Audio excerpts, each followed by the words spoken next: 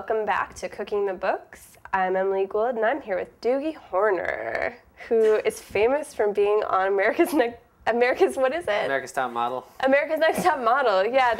Doogie actually got famous being on America's Got Talent. Yep. Hello. Thank you very much. What's your name? My name is Doogie Horner. And what have you come to do? I've come to do some stand-up comedy. I don't trust pregnant people. I feel like they're hiding something. Oh, have you guys... Already? I haven't even started. My friend asked me, he said, if you could be any animal, what animal would you choose to be? And I said, an eagle. And he said, why? So you could fly? And I said, no, so I could finally have sex with eagles. You are terrible people. What's the matter with you? I have jokes I'm gonna tell. This is the worst crowd I've ever performed for. I want a list of all your names.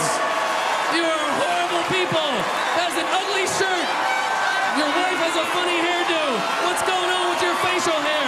You got a problem, buddy? I like you. I hate you. I like you. I hate you. I like you. You're cool. You guys are cool. You suck. Go home. You're great.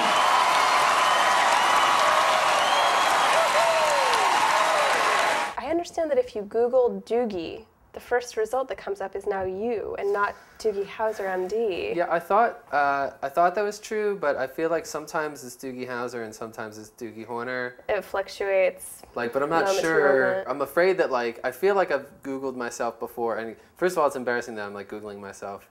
But then, like, I feel like sometimes I come up before Doogie Howser, but, like, I'm afraid it's just, like, I'm imagining it, or, like, that's just, like, a dream. Screen cap it and put it in your folder of things that make you feel better about yourself that everyone has. That comes standard with Macs. That one photo where I look thin. Yeah, yeah, it's in your beach. So you wrote a book called Everything Explained Through Flowcharts. Yep. How did you come to write this book? From whence does your interest in flowcharts spring? Well, I'm really glad you asked that, Emily. No, I started doing stand-up, and I noticed that a lot of comedians tell jokes about similar subjects, and it kind of bugged me. Like, especially like when they make fun of, like, a lot of them are like making fun of people, like making fun of old people, or making fun of like homeless people or midgets. And I'm like, really? Do they need to be taken down a notch? They feel so good about themselves usually. Those midgets. So I made a chart called the Universal Comedy Flow Chart of like all the different like subjects in stand-up that people are likely to tell jokes about. And then I don't know why, I just made a few more. And my friend put them up on his blog, and people liked them. Okay, so this is kind of a long, convoluted story. So that happened. Then, sorry, you asked. So my friend wanted me to write a book about doing stand-up comedy. So I did a proposal for that, and I put in the comedy chart, but nobody wanted the book. Then this one agent liked it, and he's like, look, nobody's going to buy your book, but do you mind if I shop it around anyways? And I said, sure. And so then HarperCollins said, we don't want your book either, but would you be willing to do a book just of charts, like this one chart? And I was like, well, that's what I wanted to do anyways. Bingo, book. Man, that is so circuitous that you could almost have a flowchart about the process of making a book deal happen. Is there one in there? No. Oh, bummer. But there are other ones that are so great and hilarious. We were just all cracking up looking at the one about heavy metal band names. Mm-hmm. Or there's the tattoo flowchart. Yeah, because like it's difficult to know what tattoo you should get, and like you're probably gonna fuck it up. Yeah, like there's a little heading for like, are you in prison? Mm-hmm. No, yes. Like, will you eventually someday be in? Mm-hmm. Anyway, your book is hilarious. And today we'll explain a little bit about what we're gonna make and how it relates to the book. These are very mysterious cooking show ingredients. Yeah.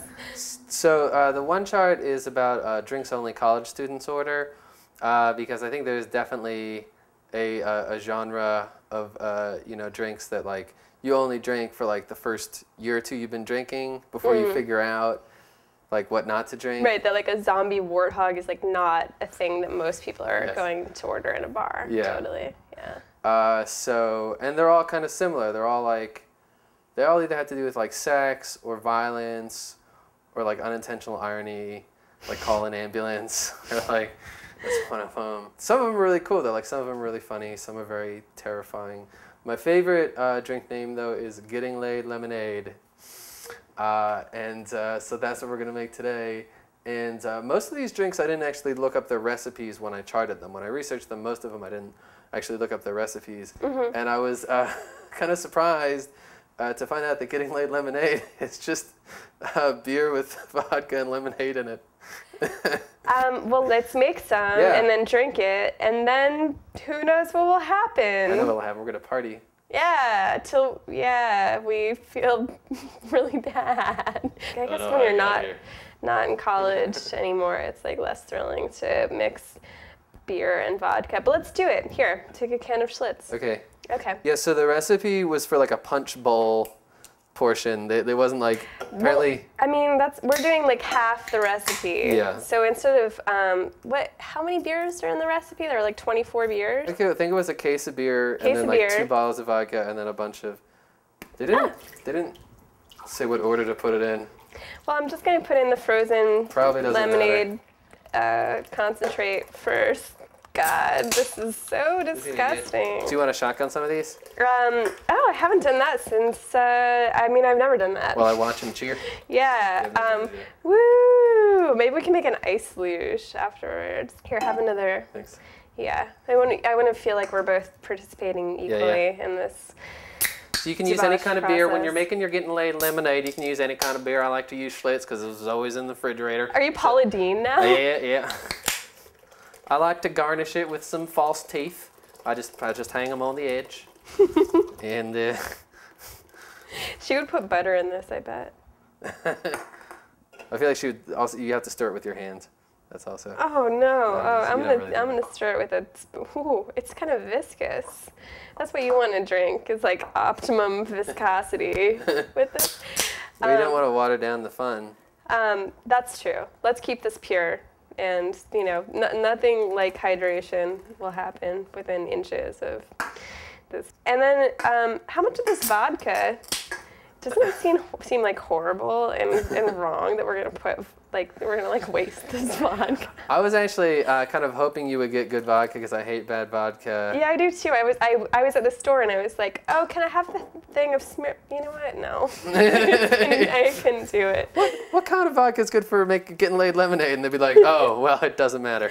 It's like maybe that handle of Pop-Off would be good. So I'm just going to like liberally pour some vodka in there. And see how it like kind of cuts right through the viscosity and maybe like sort of loosens up Chills it out.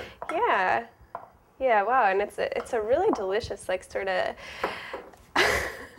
like, clogged toilet color. It looks, I'm not going to say what it looks like because we have to drink it. That we do. Wow, well, it's interesting that our lives have come to this pass, that we're going to make ourselves drink something. We should garnish it with little, I wish I'd brought a lemon. Oh. And we could, chop it up and have them float on top. That would have been so much cuter. Nobody's going to come to our party. They're like, yo, where's the party? Whoa, where's the garnish for the Gettin Laid Lemonade? Going to the other party across the street that has better garnishes. We're even. I don't want to get laid like that.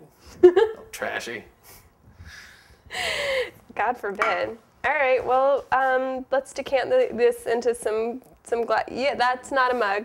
Nope. That'd be great. Okay. We're just going to put it in wine glasses. We're going to decant it? Yeah, and then we're going to drink it, I guess. This is going to be the first time Gettin Laid Lemonade has been decanted. Here, Doogie, let me pour you. Thank you. Welcome to my party. Hey, it's great to be here. Wow, nice place. Yeah, I think more people will probably come later. Right. Like I said 8 on the invitation, but, everyone knows that really basically, not everyone, because obviously you're here. Yeah, here, have some Gettin Laid Lemonade. Cheers. You're pretty. I didn't, whoops.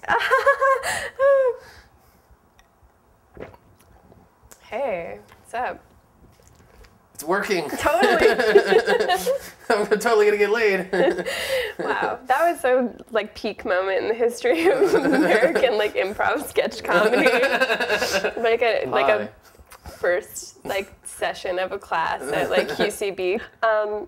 This isn't really that bad at all. This is what we always find is things that we think are going to be so disgusting or just pretty tolerable actually. Childbirth. I don't know. I think that would actually be really bad. Maybe not if you had a couple of these first. This is not a bad drink at all. It's actually pretty good. Yeah, it's really totally decent. Much more fun than drinking just a Schlitz on its own. Doogie, you might be a genius. Here's the proper way to drink Gettin Laid Lemonade. Sorry. So what do you want to do? You want to swirl it? You want to swirl it like this, and that releases the laid. And you want to look at it, like look at the color.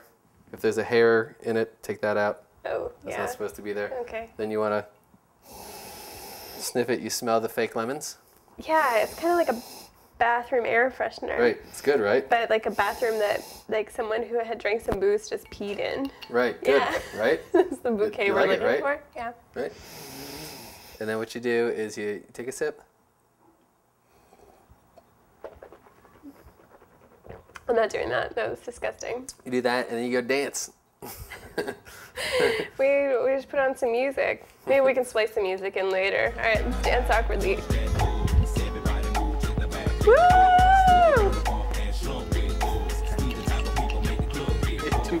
You're too much fun. Oh, this is wild. You are really fun. Oh God. Why don't we hang out more? I don't know, man. You're the best person. You're the best. Oh no. Dude. No, you. I don't think you even had a sip. No, I had like 2 sips. Really? I had a couple sips. I'm It's totally good. drinking it. Mm. I'm seriously drunk now. I'm actually feeling a little funny. Yeah. Whoa. Okay. Well, this has been quite the experience. This has been fun. Nothing else has been like it up until this point in Cooking the Book's history. I can't even talk anymore. Welcome to Booking the Cooks. We're here making fancy stuff. Thanks Drink juice. for cooking with us with the book today, Doogie. Emily. Yeah, and good luck with your book of flowcharts, man. I'm sure you. people are gonna want to buy that. I hope so. Yeah, why not? You should get it just for Gettin Laid Lemonade. It's worth it for that alone. Yeah. All right.